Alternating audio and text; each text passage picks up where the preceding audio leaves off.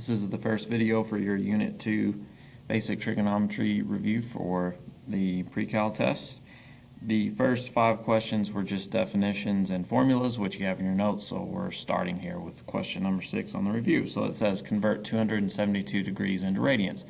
So quick review, we either multiply by pi over 180 or 180 over pi when we are converting between degrees and radians. When we want to go to degrees, we want to take the pi out, so we would multiply by this one. When we go to radians, we want to introduce pi into it, so we use this one because we're multiplying by pi here. So that's the one we're using this time. So we'll take our 272 degrees, multiply it by pi over 180, and we'll use calculator here, 272 divided by 180. And most of the time, we want to leave this in terms of pi. Math, enter there, convert to a fraction 68 over 45, it reduces to, and put the pi on the back. If a decimal is what you needed, then you would do the same thing we did here. So copy that down, except put in your pi here. So we want to multiply by times pi over 180. So we want to put that fraction there in parentheses. And then the decimal value would be 4.75. So either 68 pi over 45 or 4.75. So we can write that down, 4.75. Minimize this for a second. And you will see if we do 68 pi and divided by 45, those are going to be basically equivalent. There may be some slight rounding, and the calculator matches perfectly out to all those decimal places. So either way, this would be in terms of pi right here. This is just a decimal, and it's depending on what you're asked to do. On the test, I will most likely have it in terms of pi, and that's what I expect. All right, let's look at question 7 here. Convert 7 pi over 17 radians into degrees. So we have this 7 pi over 17. And we want to multiply by 180 over pi this time. We're going to degrees, so we want to divide this pi out. So in your calculator, you're going to do 7 times 180, and then divide that by the 17 there, and we get approximately 74.12 degrees. So that's it for 7. Let's go to 8. All right, we're going to knock out 8 and 9 together here. How many radians are there in a full circle? There are 2 pi radians, and as far as degrees, you know that there are 360 degrees. It didn't ask us for degrees, but 2 pi radians, same thing as 360 degrees. Pi radians, same thing as 180 degrees. Very important that you understand that. Number 9, since cotangent is not a function provided on a graphing calculator, how can it be done on the calculator? Well, we have to use the reciprocal. So if you want to find cotangent theta, you would have to do 1 over tan theta in your calculator. So we would do 1 divided by tan of whatever number we wanted and hit enter there, and that would be the same thing as cotangent 25 in that case. You need to make sure you're in the correct mode. So I'm currently in radian mode, so that would be 25 radians if that's what I wanted. Fine. If I wanted degrees, I would need to change this by going to mode, coming down here, selecting degree. Let's go to number 10. All right, number 10, angle DAC, so this small angle right there is 32 degrees. So we're going to call that theta. Theta is 32 degrees.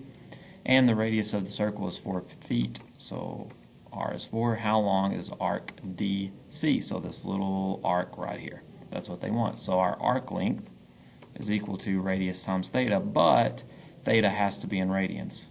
It has to be in radians. If I did 4 times 32 here, I would get the wrong answer. So I have to convert 32 degrees into radians by multiplying by pi over 180. So I'm going to use a decimal this time. I'm not going to worry about keeping it in terms of pi there. And we multiply by pi over 180. We get 0.5585. 0.5585 radians. And then we take that and we multiply by the radius of 4 times 4. So take this, multiply it by the radius of 4, and we got 2.234. So that would be 2.234 feet for the arc length. And that's it for 10. Just remember, if you're using that arc length formula, the degree measure must not be in degrees, it has to be in radians. The angle measure must be in radians. All right, let's go on to number 11. Okay, number 11 here says using the drawing in problem 10, which I brought down here, and assuming the length of arc DBC, so that would be this arc length right here, is 28.3 feet, so A is 28.3 feet. And the radius of the circle is 5 feet, so R is 5 feet. What is the measure in radians of the angle that arc subtends? So that means this angle right here. Use another color there. This angle right here in radians. And the formula, theta equals A over R, arc length divided by radius, gives us that angle measure in radians. So we just take 28.3 divided by 5, and we'll be done with that problem. 28.3 divided by 5. So that would be 5.66 radians. Angle theta, there, this angle in green is 5.66 radians. And that's it for number 11. All right, problem 12. We have instructions here that says point P, XY ordered pair, is on the terminal side of an angle in standard position. The distance from the vertex to P is R. Draw and label the angle, and then find the one of X, Y, and R that are missing. And it's important that we know X, Y, and R because via X, Y, and R we can define all 6 trig functions. So they give us X is negative 12, R is 17, and we're in the second quadrant. So the first thing we always need to do is make a sketch of this to help us visualize what's happening. So X is negative 12, R is 17. So we're over here in the second quadrant as noted. So negative 12 comma Y will be positive. Notice we're in the second quadrant, so the Y value will have to be positive. R is always positive. So we're just missing Y. So we're going to use our Pythagorean theorem. So the radius squared is equal to X squared plus Y squared. So that means that Y is the plus or minus square root of R squared minus X squared. Since we are in the second quadrant, we are only going to be taking the positive square root here, and we'll do that next here.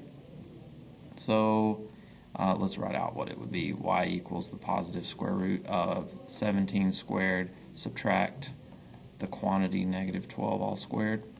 So square root 17 squared, subtract negative 12 all squared, and we get 12.04 as a decimal. If you were asked to keep it in terms of a square root, we would just do 17 squared and subtract a negative 12 squared, and that would be the square root, or the square root of 145. Alright, that's it for 12. Okay, problem 13, same instructions as last time. We're looking for the one that's missing between X, Y, and R. So in this case, the X value is missing. So we'll make our sketch first. We always do that before we start any of the actual math here. So we're in the third quadrant, so that would be over here, and the Y value is negative, of course, in the third quadrant. Also, the X value is going to be negative. So when we find it, we'll take the negative square root in our formula. So 15.92 is the radius there. So again, we're using the same formula, the Pythagorean theorem, and that means that X is equal to the negative square root of R squared, which would be 15.92 squared, minus Y squared, which would be negative 10 all squared. So let's put that in our calculator. Actually, let's put the negative in front, so it gives us the direct answer. If we didn't put that negative in front, we would just have to make it negative in the end. Negative 10 all squared. So that would be negative X is negative 12.387. And we'll just leave it as a decimal this time, because we're not going to get a very nice number with that 15.92 there. So we'll leave it in terms of a decimal there. So let's move on to 14. All right, problem 14 here. This will be the last one for this video. They say list the sine and cosine of the quadrantal angles 90, 180, 270, 360. So we're going to use our unit circle definition here, which says that the radius is 1 on the unit circle. So we're going to use an r value of 1 each time. So 90 degrees would be up here. 90 degrees, we'll label each one of these. This would be 180 degrees over here. Down here would be 270 degrees. And all the way around would be 360 degrees. So then we'll put the ordered pairs in there. So the radius is 1. So we are taking a radius of 1 here and just rotating it around each time. So when we're at this spot, x value is 1, y value is 0. Up here, x is 0, y is 1. Over here, x is negative 1, y is 0. Down here, x is 0, y is negative 1. So on our definitions, we know that sine theta is equal to y over r. Well, if r is 1, then it's just y over 1 or y, so it's going to be equal to the y coordinate. Cosine theta is equal to, in terms of x, y, and r, x over r, and that means with the radius being 1, that's just going to be the x coordinate there. So let's list them all. Cosine of 90 degrees is going to be the x coordinate at 90 degrees, so 0. Cosine of 180 degrees is going to be the x coordinate at 180 degrees, so that's negative 1. Cosine 270, x coordinate at 270, that's 0 right here. The x coordinate is 0. And then lastly, cosine 360 is the x coordinate here, so that would be positive 1. Now let's do sine. So sine of 90 degrees is the y coordinate up here, so that would be 1. That's this y coordinate up here. Sine of 180 degrees is equal to the y coordinate at 180, so that would be 0 right there. And sine 270